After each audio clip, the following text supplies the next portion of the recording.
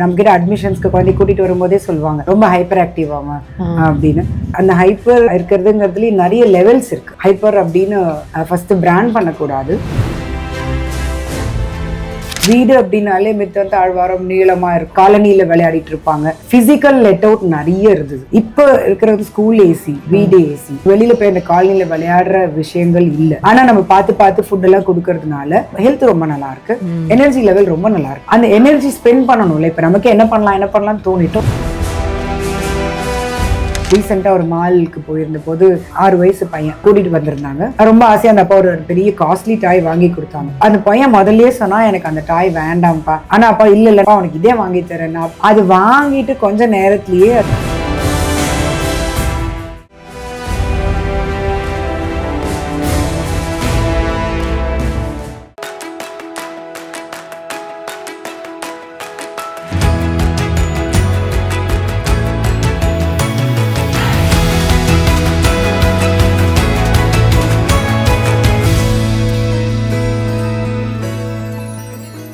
Madam வணக்கம். வணக்கம் ma'am. நாயகி TV நேயர்களுக்கு வணக்கம். ரொம்ப சந்தோஷம். உங்களோட தொடர்ச்சியா குழந்தை வளர்ப்பு பத்தி நம்ம பேசிட்டே இருக்கோம். இப்போ வந்து நிறைய பேரண்ட்ஸுக்கு வந்து இன்னைக்கு இருக்கக்கூடிய ஒரு சேலஞ்ச் என்ன அப்படின்னா, நிறைய குழந்தைகள் வந்து வீட்டுல இந்த ஹைப்பர் ஆக்டிவிட்டியோட இருப்பாங்க. அதாவது ரொம்ப கான்சென்ட்ரேஷனும் இருக்காது அவங்களுக்கு. ஒரு விஷயம் செஞ்சுட்டே இருப்பாங்க, அது செஞ்சு முடிக்கிறதுக்குள்ளாடி கொஞ்ச நேரம் தான், அடுத்து அதை விட்டுட்டு அடுத்து வேற ஒண்ணுக்கு தவிடுவாங்க. அதுவும் கொஞ்ச நேரம் தான். ஒரு விளையாட்டு பொருளே வாங்கினாலும் கூட வாங்கிட்டு அது கொஞ்ச நேரம் தான் அதோட கவர்ச்சி, அப்புறம் அடுத்ததுக்கு இன்னொன்று வேணும் அப்படின்னு சொல்லி கேட்பாங்க. ஸோ இதெல்லாம் பேரண்ட்ஸுக்கு ஒரு பெரிய சேலஞ்ச். அவங்களுக்கு அதை எப்படி ஹேண்டில் பண்ணணும் அப்படின்னு சொல்லிட்டு நீங்கள் கொஞ்சம் சொல்லுங்கள். கண்டிப்பா மேம், இது ஒரு பெரிய சேலஞ்ச் தான். பேரண்ட்ஸ்க்கு வந்து ரொம்ப கஷ்டப்படுறாங்க. நிறைய நம்ம மால்ல போனாலும் கோவில் எங்க போனாலும் நம்ம பாக்குறோம், ரொம்ப குழந்தைங்க ஹைப்பர் ஆக்டிவா இருக்காங்க. நம்ம கிட்ட அட்மிஷன்ஸ்க்கு குழந்தை கூட்டிட்டு வரும்போதே சொல்லுவாங்க ரொம்ப ஹைப்பர் ஆக்டிவ் ஆமா அப்படின்னு. அந்த ஹைப்பர் இருக்கிறதுங்கிறதுல நிறைய லெவல்ஸ் இருக்கு. நம்ம எடுத்த உடனே வந்து ஹைப்பர் அப்படின்னு ஃபர்ஸ்ட் பிராண்ட் பண்ணக்கூடாது. என்னன்னா அந்த எனர்ஜி லெவல் கூடுதல் இருக்கு. அந்த குழந்தைக்கு வந்து அந்த எனர்ஜி லெவல் கூடுதல் இருக்கு. இப்ப முன்னெல்லாம் வந்து வீடு அப்படின்னாலே மித்த தாழ்வாரம் நீளமா இருக்கும், அக்ரஹாரத்துல இருப்பாங்க, இல்லைன்னா காலனியில விளையாடிட்டு இருப்பாங்க. சோ காலனில எல்லாம் இண்டிபெண்டன்ட் ஹவுசஸா இருக்கும். பிசிக்கல் லெட் அவுட் நிறைய இருந்தது அந்த குழந்தைங்களுக்கு.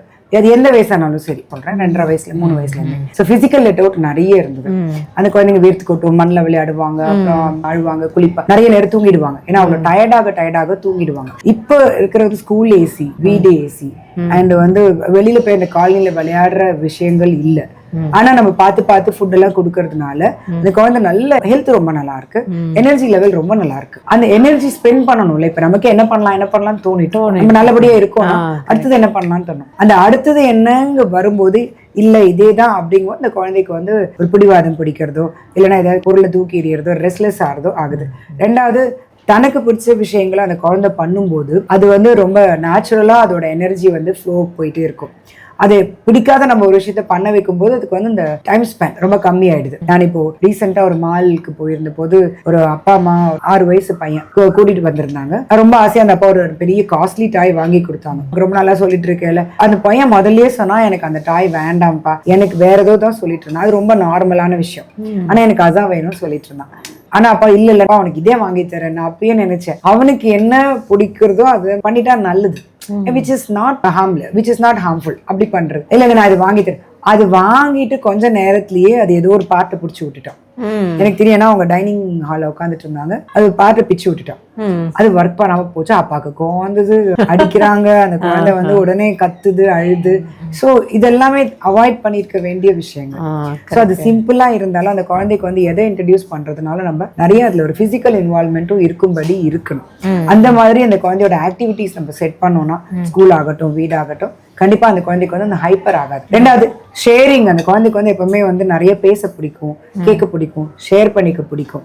இந்த குழந்தைங்களுக்கு அந்த ஷேரிங்கிறதே இல்ல. கூட சிப்ளிங் இல்ல, ஒரு பிரதரோ சிஸ்டரோ இல்ல கசின் பிரதர் சிஸ்டர்ஸ் இல்ல, நெய்பர்ஸும் அந்த மாதிரி இல்ல. பெருசா ரொம்ப லிமிட்டடா தான் இருக்கு, இல்லன்னு இல்ல, லிமிட்டடா தான் இருக்கு. அப்ப அந்த குழந்தைக்கு வந்து அந்த சோலோ பெர்ஃபார்மன்ஸஸ் தான் இருக்கு. ஸோ இப்போ நம்ம 2 பேரா சேர்ந்து ஒரு விஷயம் பண்றதை விட நான் தனியா பண்ணும்போது எனக்கு கொஞ்சம் போர்டுங்கிற ஒரு விஷயம் இந்த குழந்தைக்கு இருக்கிறதுனால எல்லாமே டெம்பரரி. இது ஓகே, இது வாட் நெக்ஸ்ட், இதுல எனக்கு திருப்தி இல்லை, அடுத்தது என்ன, அந்த திருப்தி இருக்க மாட்டேன். கண்டிப்பா அந்த குழந்தைய சொல்லி பிரயோஜனம் இல்லை. ஸோ இந்த பாய்ஸ் பாத்தீங்கன்னா அவுட்டோர் ஆக்டிவிட்டிஸ் ரொம்ப இன்ட்ரெஸ்டடா இருப்பாங்க. அதே கேர்ள்ஸ் வந்து இண்டோர் ஆக்டிவிட்டிஸ், இந்த ஃபைன் மோட்டர் ஸ்கில் ஆக்டிவிட்டிஸ், வரையிறது பண்றது, மணி கோக்குறது, அந்த மாதிரி எல்லாம் ரொம்ப இன்ட்ரெஸ்டடா இருப்பாங்க. ஸோ அவங்கவுங்களுக்கு ஏத்த மாதிரி ஆக்டிவிட்டிஸ் கொடுத்துட்டே இருக்கணும். கொடுத்து வச்சுட்டு நம்ம பாட்டுக்கு நம்ம வேலையை பண்ணினோம்னா அந்த குழந்தைக்கு இன்ட்ரெஸ்ட் போயிடும். திருப்பியும் அதான் சொல்றோம், அந்த மாதிரி ஒரு என்விரான்மெண்ட் நம்ம கிரியேட் பண்ணணும். அந்த குழந்தை கூட நம்ம ஸ்பெண்ட் பண்ணணும். டெய்லி கண்டிப்பா அதை வந்து பிசிக்கல் லெட் அவுட் மினிமம் ஒரு 1 hour இருக்கும்படி குழந்தைய பார்த்துக்கணும். பார்த்துட்டு அந்த குழந்தைகிட்ட கூட நிறைய பேச பேச பேச குழந்தை டயர்ட் ஆகணும். பிசிக்கலி மென்டலி டயர்டே ஆகாது குழந்தைங்க. and it's all fresh. and என்ன விஷயம் ரிசீவ் பண்ணா அது டெம்பரரி, அது மறந்தும் போயிடும்.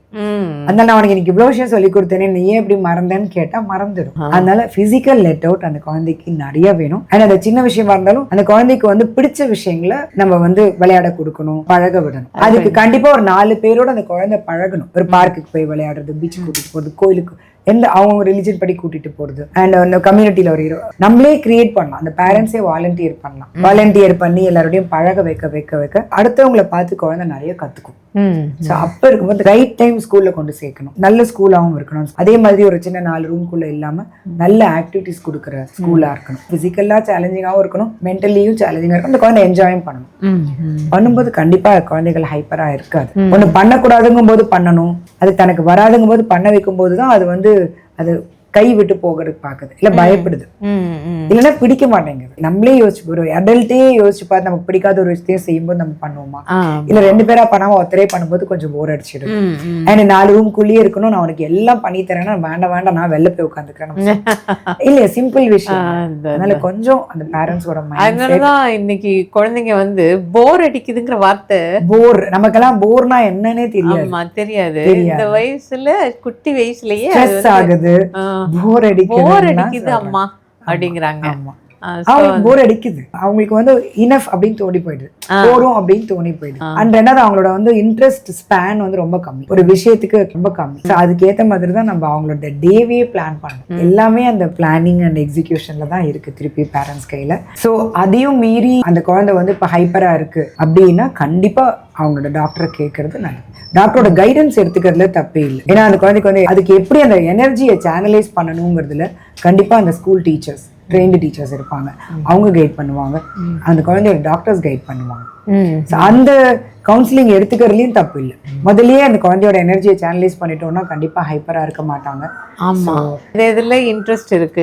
அப்புறம் நம்மளோட கைடன்ஸ் பேரண்ட்ஸோட பார்ட்டிசிபேஷன் இது இருந்து அதுக்கு மேலயும் அது போர் அடிக்குதுன்னு சொன்னா காரணம் என்னன்னு கண்டிப்பா கண்டுபிடிக்கும். ஓகே, அதுக்கு வந்து நம்ம டீச்சரோட ஸ்கூல்ல எப்படி இருக்காங்க அது மாதிரி டீச்சரோட அட்வைஸும் கேட்டுட்டு அவங்களோட சஜஷனை எடுத்துட்டு நம்ம கண்டிப்பா ஒரு கவுன்சிலிங்க்கு டாக்டர் கிட்ட கூட்டிட்டு போறதுல தப்பே இல்லை.